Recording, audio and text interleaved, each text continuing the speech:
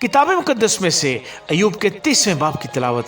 पर अब तो वो जो मुझसे कम उम्र हैं मेरा तमस्कर करते हैं, जिनके बाप दादा को अपने गल्ला के कुत्तों के साथ रखना भी मुझे नागवार था, बल्कि उनके हाथों की कुवत मुझे किस बात का फायदा पहुंचाएगी। वो ऐसे आदमी हैं जिनकी जवानी का जोर जायल हो गया, वो इफलास और कहत के मारे दुबले हो गए हैं। वो वीरानी और सुनसानी की तारीकी में खाक चाटते हैं। वो झाड़ियों के पास लौनिये का साग तोड़ते हैं और झाव की जड़ें उनकी खुराक हैं।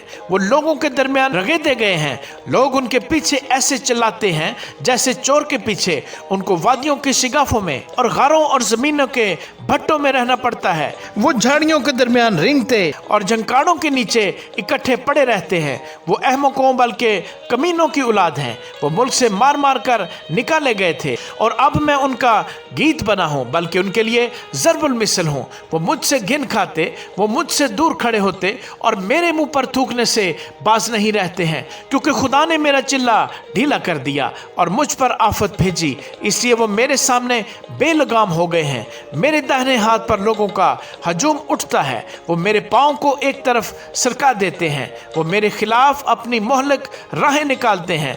ऐसे लोग भी जिनका कोई मददगार नहीं मेरे रास्ते को बिगाड़ते और मेरी मुसीबत को बढ़ाते हैं। वो गोया बड़े रखना में से होकर आते हैं और तबाही में मुझ पर टूट पड़ते हैं।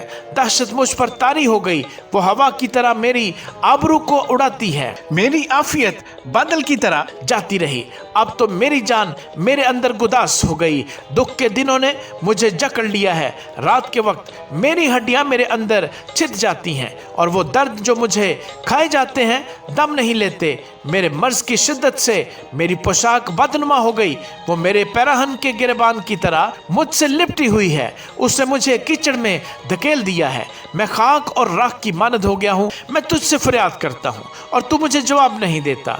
मैं खड़ा होता हूँ और तू मुझे घूरने लगता है। तू बदल कर मुझ पर बेरहम हो गया है। अपने बाजू के जोर से तू मुझे सताता है। तू मुझे ऊपर उठाकर हवा पर सवार करता है और मुझे आंधी में घुला देता है, क्योंकि मैं जानता हूँ कि तू मुझे मौत तक पहुँचाएगा और उस घर तक जो सब जिंदों के लिए मुकर्रर है। तो भी क्या तबाही के वक्त कोई अपना हाथ न बढ़ाएगा और मुसीबत में फरियाद न करेगा? क्या मैं दर्दमंद के लिए रोता ना था? क्या मेरी जान मोहताज के लिए आजुर्दा ना होती थी? जब मैं भलाई का मुंतजर था तो बुराई पेश आई।